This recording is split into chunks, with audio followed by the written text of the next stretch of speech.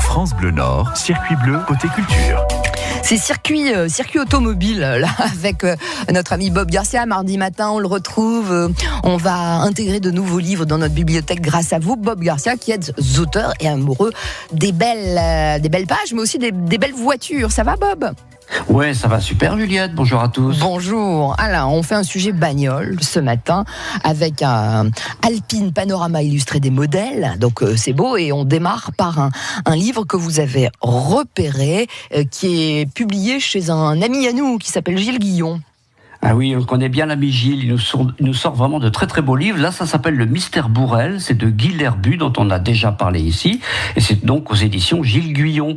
Alors vous avez dans ce livre le président de la Ligue des Hauts-de-France du sport automobile, qui s'appelle Raymond Bourrel, qui est assassiné chez lui à Armentières. Alors pour ceux qui ont connu cette époque-là, Raymond Bourrel, ça doit vous faire penser, c'est un petit commissaire Bourrel. Oui, voilà. C'était un clin d'œil à Raymond Souplex, qui incarnait le commissaire Bourrel, donc là, la série télévisée Les 5 dernières minutes. Et donc, avec Raymond Bourrel, c'est la synthèse de Raymond Souplex et du commissaire Bourrel. Et c'est une façon aussi pour Guy Lerbu de nous rappeler un peu ses influences et le ton de cette enquête. Alors, vous avez son héros principal qui est Benjamin Dossé, qu'on retrouvait déjà dans les autres livres, qui venait juste de rendre visite à ce Raymond Bourrel, juste avant qu'il soit assassiné.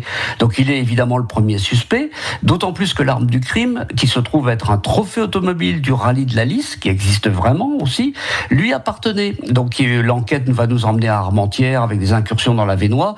Il va découvrir que la victime n'avait pas que des amis dans le milieu du sport automobile. Tout ça n'est que fiction, bien entendu. Et c'est l'occasion pour l'auteur de nous décrire un milieu qu'il connaît bien et puis aussi sa région. Alors faut pas s'attendre à un rythme tonitruant avec de l'hémoglobine et des morts à chaque page. Guy Lerbu, non. Il prend son temps, il privilégie la réflexion, le suspense plutôt que la violence. Par contre, c'est super bien construit, très bien écrit, et puis ça aurait fait justement un bel épisode des 5 dernières minutes. Donc voilà, c'est le mystère. Non, je mélange tout là au niveau des génériques. Ouais, c'est pas de mauvais amis. On a un peu les mêmes références. Ça devait être en noir et blanc, en tout cas, ça c'est clair.